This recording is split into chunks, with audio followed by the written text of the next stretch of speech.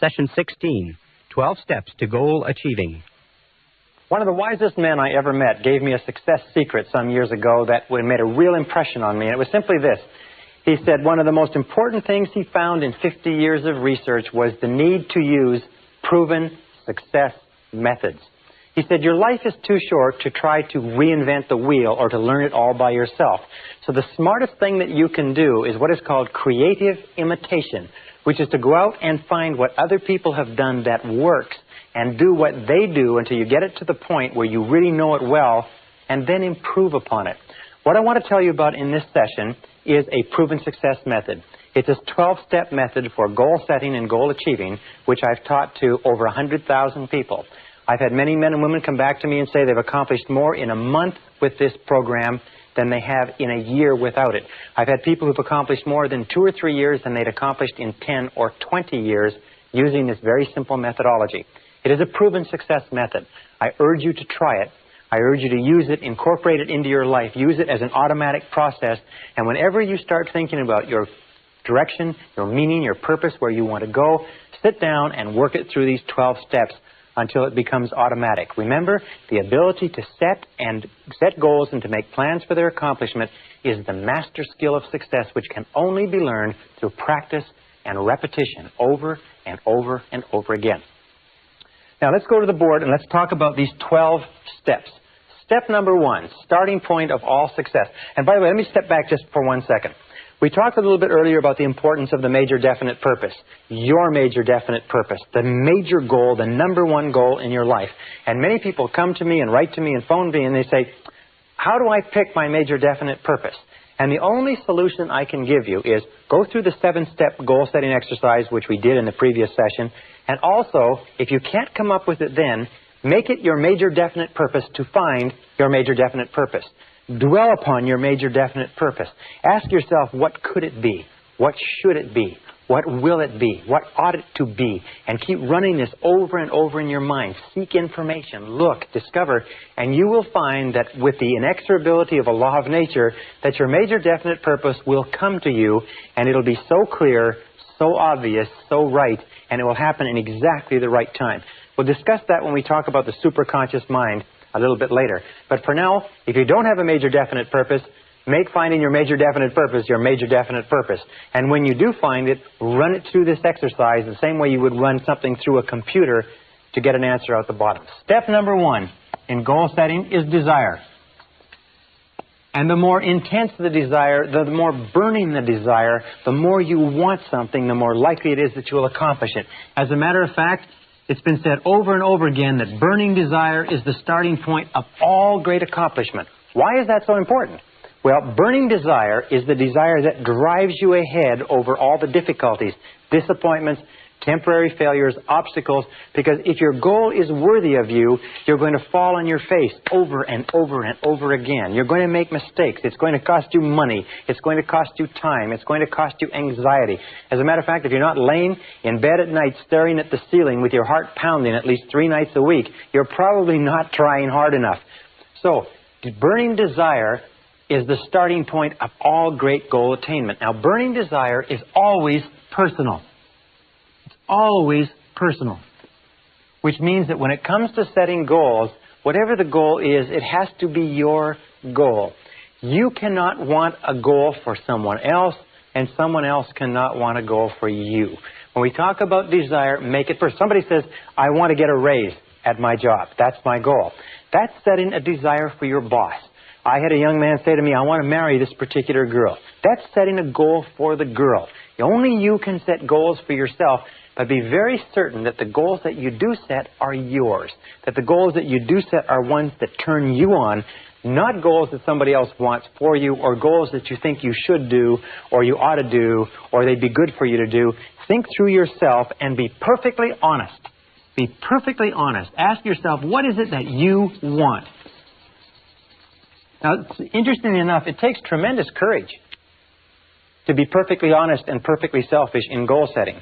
But if you are not perfectly honest at this stage and asking yourself what you really want, what is it deep in your heart you really want to be, have, or do, if you're not honest at this stage, the whole rest of the process falls apart. If you are honest at this stage, it's like a rocket launch. You can go there, from there you can go anywhere. Step number 2 is belief. Remember we said before that your external world will always be a representation of your internal world, and that your internal world is made up of your beliefs, your convictions, if you like. Another word is faith. It's what you believe or what you have faith in deep down inside. There's a great talk by Reverend Ike where he talks about fascination, and he says that what you are fascinated by becomes your reality because you are drawn toward it and it is drawn toward you. What you believe in, what you have faith in, what interests you, what draws you, what fascinates you is critical. And another word is conviction. You have to believe that it is possible for you to accomplish the goal. You have to believe that it is possible for you to achieve it. For that reason, it's very important that you make your goal believable. Many people, when they learn these new ideas about goal setting, they make a mistake. They think, wow, I'm going to go out and I'm going to make $1 million in a year. And the fact of the matter is that $1 million, if you're making whatever you're making now, to jump to $1 million in most cases is so big that your conscious mind rejects it as being illogical, not acceptable, impossible. And if your conscious mind rejects it, it never gets to the subconscious mind. Remember, your subconscious mind can only accept as a command something that you totally believe in the conscious mind. So make it believable and make it achievable. It's better to set a smaller goal at first and accomplish that, and then a larger goal and accomplish that, and then a larger goal and accomplish that. For instance, 2 examples.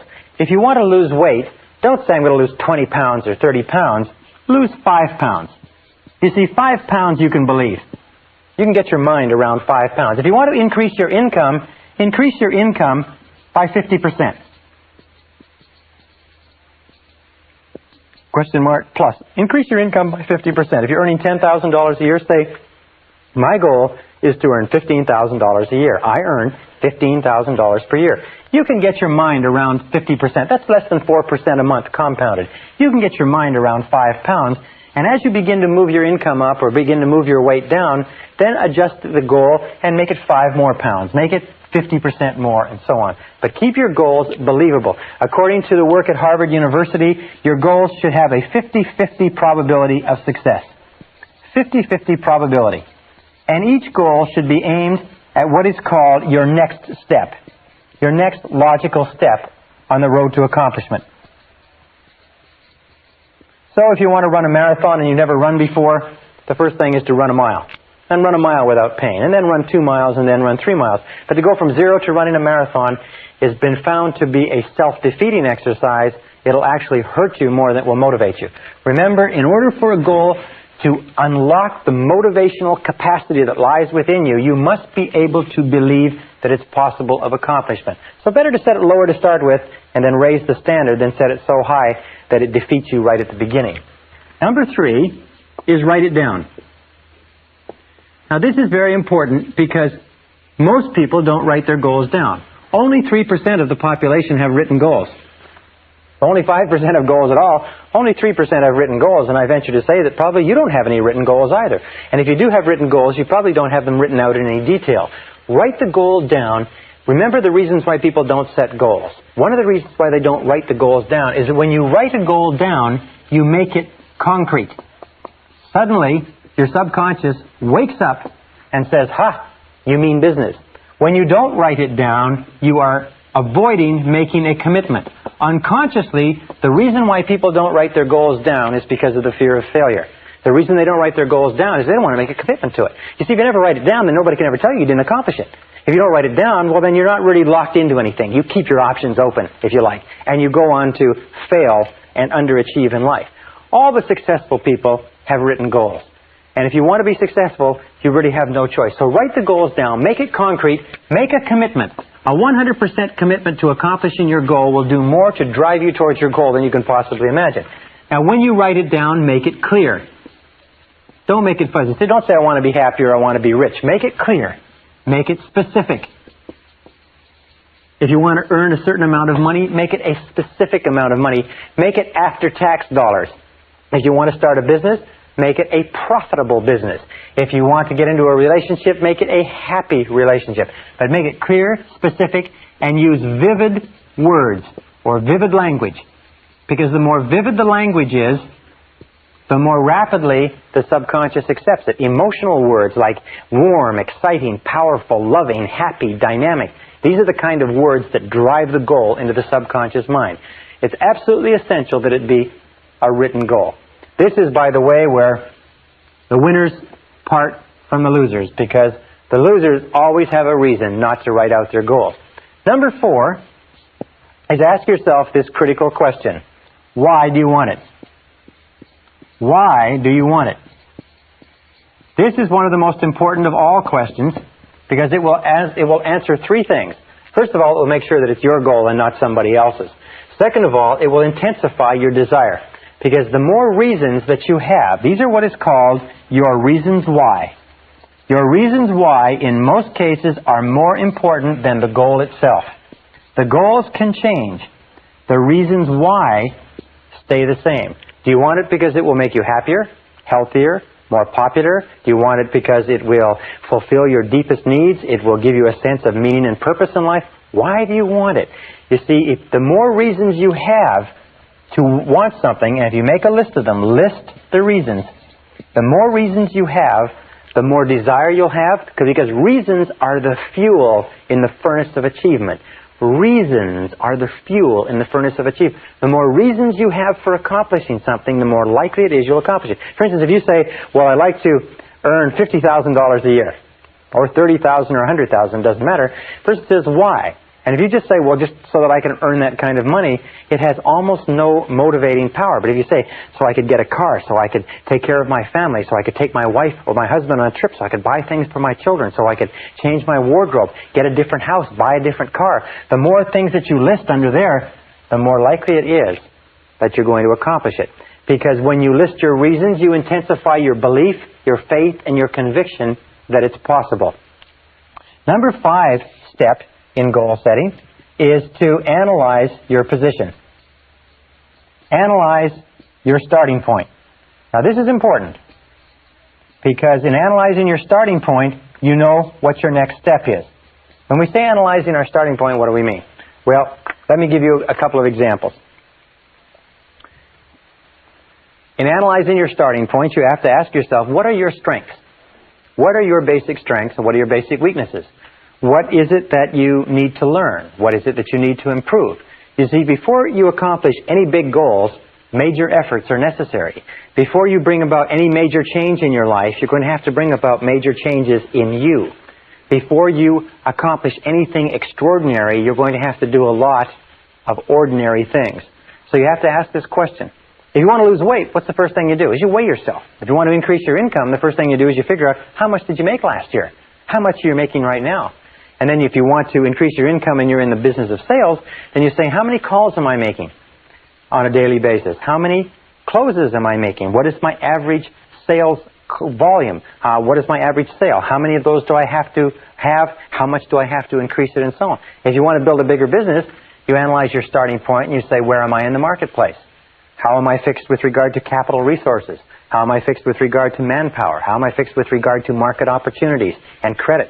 And you sit down and you do a very, very clear analysis, exactly the way a military commander would do a strategic analysis of his or her position before launching a major battle campaign. One of the big mistakes that people make in goal setting is they launch without taking the time to think through what their launching pad is. And when they find themselves driven back, if you like, or falling on their face, they don't have a foundation underneath them. So those are the 6 starting points. Determine what it is that you desire. The 5 starting points. Determine what it is that you desire. Believe that you can accomplish it. Write it down. Determine the reasons why. Analyze your starting point. And number 6, set a deadline. Set a deadline. You see, a goal without a deadline is not really a goal at all. A goal without a deadline is an exercise in self-delusion. So be very alert to that. Set a deadline on your total goal and then set mini deadlines. Not many, but mini. So, if you have a 1-year goal, then set 12 one-month goals. Write 2 6 months goals, 4 3-month goals, 12 1-month goals, and then 4 1-week goals. Set many deadlines and establish a reward schedule. This is one of the most important findings in psychology, is establish a reward schedule. Is that if you will give yourself a small reward, and we find that many of the most successful men and women that we've studied have little games with themselves. If it's nothing more than every 3 phone calls they give themselves a jelly bean, or every 2 appointments that they get they give themselves a cup of coffee or a walk outside. It really doesn't matter what it is, but establish a reward schedule so that every time you achieve a mini deadline or a mini goal on the path to your bigger goal, you give yourself a reward. And you'll find that people who have not been able to motivate themselves for years, if they have little rewards, one after the other, it's not enough to have a big reward at the end of the road. As human beings, we're almost like kids. We have to have a whole lot of little rewards on the way, a whole lot of little jelly beans on the way to the birthday cake or the birthday party. So set yourself a reward schedule. It may be buying a new article of clothing. It may be taking a trip. It may be going out to dinner. It may be anything that you like. You can have little rewards for small achievements, medium-sized rewards for medium-sized achievements, big rewards for big achievements. And make sure that that why is there, because it intensifies the desire, it keeps up your excitement and enthusiasm, and it unconsciously reinforces you and drives you forward into the next action. Step number 7. And this is where we come down into the planning step. Step number 7 is this, is identify the obstacles you will have to overcome. Identify the obstacles. One of the things that we know is that obstacles equal success. Success means obstacles. That there is no success without obstacles. As a matter of fact, obstacles come to instruct, not to obstruct. Instruct versus obstruct. Remember this, every obstacle or difficulty that you meet on the way to your goal has come to instruct you in some way. So identify the obstacles you're going to have to overcome on the way to your goal. One of the things that holds people back from great accomplishment is that they see that there's an enormous number of obstacles that they have to overcome. It's like the settlers coming across the prairies 100 years ago saw those enormous Rocky Mountains and said, how are they ever going to get through that massive mountain range of mountains? Until some of the trappers and some of the scouts found that there were valleys that they could find that would lead them through the mountains. And all they needed was one valley through one set of mountains in order to be on the other side. So identify the obstacles and then list the obstacles. Ask yourself, what are all the things that are holding you back from accomplishing the goal right now? Why aren't you at the goal right now? You see, if there aren't any obstacles, then it's not a goal at all. It's just an activity.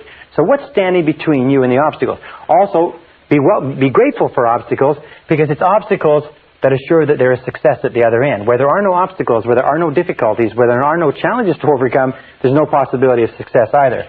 Then set priorities on your obstacles.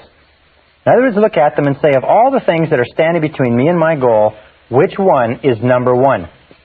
Which is the number 1 obstacle? Imagine that this is you. Okay? Hope you can see that. That this is you, and here is your goal. Well, now, on the way to your goal, there's a road. And the road twists and turns. And on the way to the goal, there's a few obstacles, and there's pitfalls, and there's deadfalls, and so on. But somewhere on the way to this goal, there's also what we call the rock. Now, your rock is your major obstacle. The rock is the major thing that is stopping you from achieving your goal in the quality and the quantity that you desire. One of the most important things that you can do is ask yourself, what is your rock? What is the major boulder? What is the big obstruction that stops you from getting from here to there? Identifying the rock is one of the marks of the strategic thinker, and identifying the rock is one of the key things you do. Why? Because if you get rid of all of these other little obstacles on the way to the goal, the rock is still going to be there, and you're still not going to accomplish the goal. If you're not very careful, if you don't set priorities on your obstacles, you'll tend to work on a whole lot of irrelevant things and leave this rock undisturbed. However, the intelligent person focuses on the rock. The intelligent person says, this is the major obstacle, and they go to work on that rock. And they work day and night. They work as long as is necessary. There's a beautiful expression that says, swarm all over it. When you have a major problem, a major obstacle, a major difficulty that's in your way, swarm all over it. Concentrate all of your effort and attention. work at it day and night, week in and week out to get rid of it, because getting rid of that one obstacle will get you further towards your goal than getting rid of all of the other obstacles put together. So, in terms of your major definite purpose, what is your rock? What is your major obstacle? What's stopping you from going ahead? It could be internal. It could be lack of self-confidence. It could be self-doubt. It could be fear of loss. It could be a lot of things. That's quite normal. Or it could be external. It could be lack of money. It could be lack of information or knowledge. It could be lack of support from other people. It could be health. It could be a variety of things, but whatever it is, if you're determined to accomplish your goal, find out what it is and go to work to remove it. Now, number 8 is identify the knowledge you're going to require. Identify the knowledge that you're going to require. You see, we live in a knowledge-based society. There's no question about that. Is that no matter what it is that you want to accomplish, you're going to need more knowledge than you have now. The basic rule of life is that to a greater or lesser extent, you have gone as far as you can go in your life at this moment with what you now know. That's why I've emphasized so strongly the need for continuous self-development, reading, learning, taking in new information, because you need more knowledge. Now, there's 2 ways that you can get knowledge. You can go out and get original knowledge, which is to read, research, and find it yourself, or you can get knowledge from other people. But in any case, identify the knowledge you require. What do you need to know? For instance, if you want to be successful in business, one of the things that you have to know is marketing and sales. If you want to be successful in your own business, the critical skill in entrepreneurial success is salesmanship. The critical skill in executive success is the ability to sell your ideas to others and to persuade others. So maybe what you need, maybe the critical knowledge you need is persuasion skills. Or it could be the knowledge that you need has to do with the law, has to do with accounting, has to do with technology. 2 points is set priorities on your knowledge. You see, when you set priorities and you determine what's the number 1 piece of knowledge that you need, what's the number 1 piece of knowledge that more than anything else can hold you back from accomplishing your goal? And you'll find that if you concentrate on the number 1 piece of knowledge, it's like the rock in terms of obstacles. The number 1 piece of knowledge, once acquired, will catapult you toward your goal. Whereas if you accomplish a whole lot of other knowledge, it won't help you at all. Now, finally, and this is the last part with regard to knowledge, is ask your way to success. Ask your way to success. This is one of the pieces of advice by a great success counselor, is ask, ask, ask. What he said, and what every person who's ever studied this has said, is that this 3-letter word, ASK, is the key to your success in life. Ask the people who have the knowledge. If you need, hire the lawyers, hire the consultants, hire the specialists, hire the accountants. Ask your way to success. Find other people who are in your field. Find people who have the success. Find people who are experienced and go to them and ask. Why is it that people don't ask? Very simple reason. Most people are afraid of rejection. But the key to getting the things that you want in life is, first of all, you're going to have to learn it all yourself. Or second, is you can ask other people. And surprisingly enough, if you ask other people, they'll tell you. If you ask successful people what they did right, they'll tell you. If you ask successful people for their advice, they'll tell you. As a matter of fact, I was studying the life of a self-made millionaire, and he said, one of the keys to success in business is to become a negative thinker.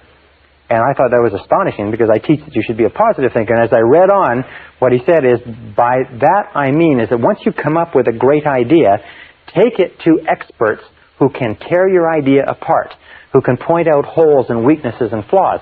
Now, if you cannot plug the holes, weaknesses, and flaws, it probably means the idea isn't good enough.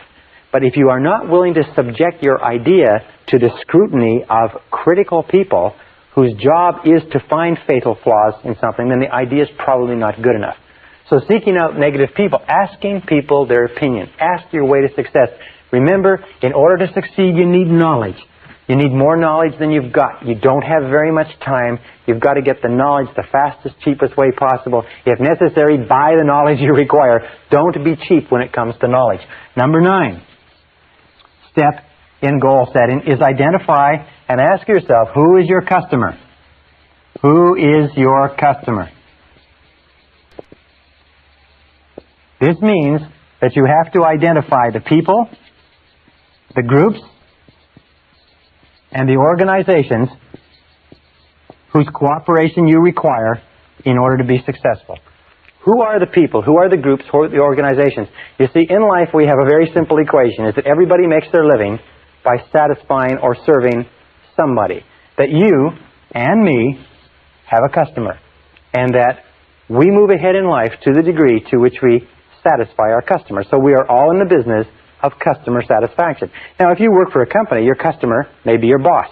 If you're a salesperson, your customer may be your boss on the inside and the person who buys your product or service on the outside. If you're a nurse, your customer is the head nurse. Whoever you are, there is somebody in your environment. If you have a business person and you have to expand, one of your customers is your banker. Another one of your customers is your staff, your employees. Another customer may be your family. But there are always people that you have to work with in order to accomplish your goals. Now, why should people work with you in order to help you accomplish your goals? There's only one way, and that is what we call the law of compensation. The law of compensation, which comes from Ralph Waldo Emerson's wonderful essay called Compensation, simply says that for every force in life, there's an equal and opposite force. We call it the law of sowing and reaping. But it says this. It says that you are always compensated in equal measure for what you do. In fact, it always says that you are compensated in more than equal measure. So if you sow good, you reap more good than you sowed. If you sow bad, you reap more bad than you sowed.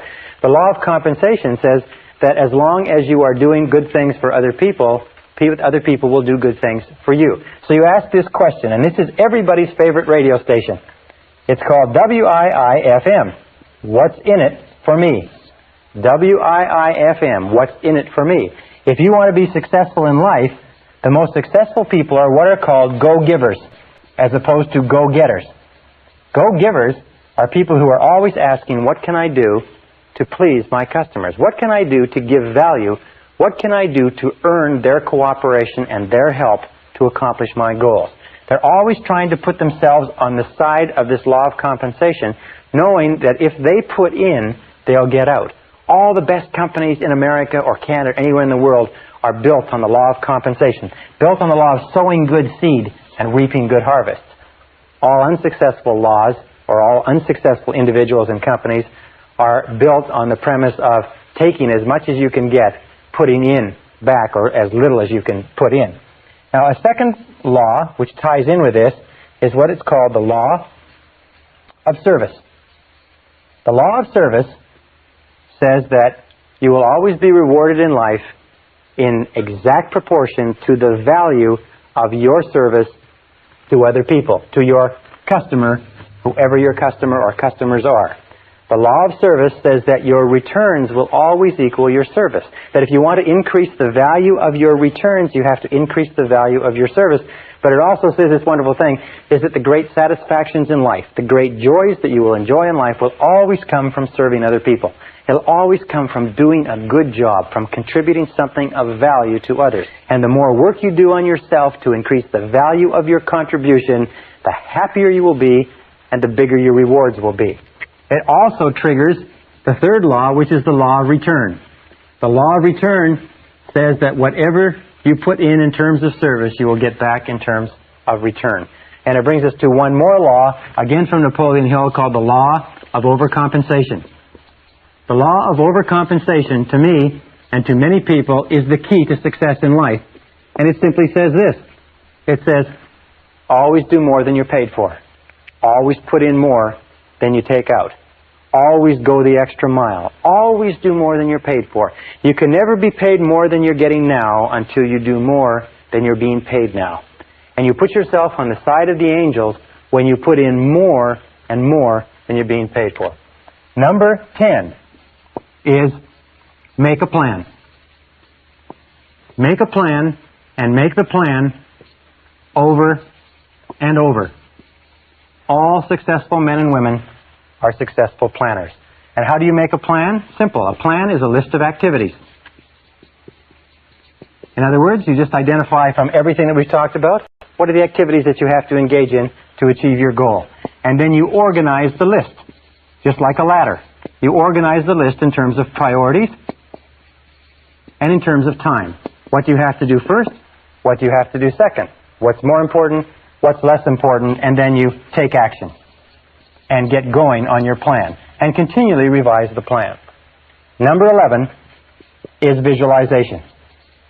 Visualization is worth all of the other 10. Visualization is create a clear mental picture of the goal that you desire. Create a clear mental picture and then imagine or image the result. Get a clear mental picture and see your goal as already realized. See it as a reality and play that picture over and over again on the screen of your mind.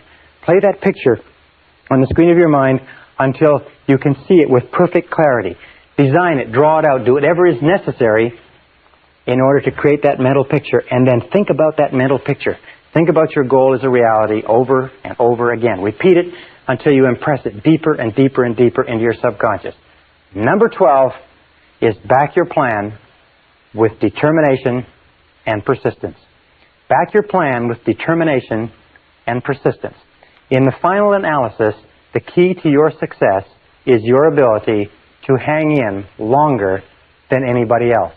In all the studies that we've looked at of winners, of peak performance, we find that the quality of persistence is to the character of a man or woman as carbon is to steel. That persistence is only necessary when the going gets rough. That persistence only comes to the fore when everything falls apart around you and you feel like quitting. That persistence has no value at all when things are going well. Persistence only has value when you are willing to press on in the face of obstacles, difficulties, disappointments, falling on your face, losing your money, and so on. In the studies of self-made millionaires, we find that the average self-made millionaire in America has been broke or nearly broke 3.2 times. But irrespective of anything that they faced, male or female, they kept on struggling. And that's one of the reasons why they became successful. We also know this, by the way, that in order for you to achieve great success, you have no choice but to be willing to face temporary setbacks, temporary defeats, temporary obstacles. Winston Churchill, in one of the great stories of human history, was asked in speaking to a boys' school if he could summarize the lessons of his life in a few words. And he stood up and he said, I could summarize the major lesson of my life in 7 words, he said. And he stood there leaning on his cane and he said, they are these words, young man. He said, never give up. Never, never give up. And I think that more than anything else, from every study I've read, that's critical. If you resolve in advance that once you have set off to achieve your goal, that you will never give up, that you will never quit, that nothing can stop you, that every single difficulty will just be a spur to drive you on, that you will become an inverse paranoid and you'll look into every problem and you look for the good in the problem, you look for the lesson that you can learn, you look for the way you can turn the situation to your advantage. If you keep on doing that, if you keep optimistic, if you keep this attitude of confident expectation going, you will be successful. And finally, with regard to persistence, the iron quality that determines all your success, let me just say this, is that your persistence is your measure of your belief in yourself. Your persistence is your measure of your belief in yourself. And every time you persist in the face of adversity, your belief in yourself increases until it reaches the point where you become unstoppable on the road and on the pathway to your goals.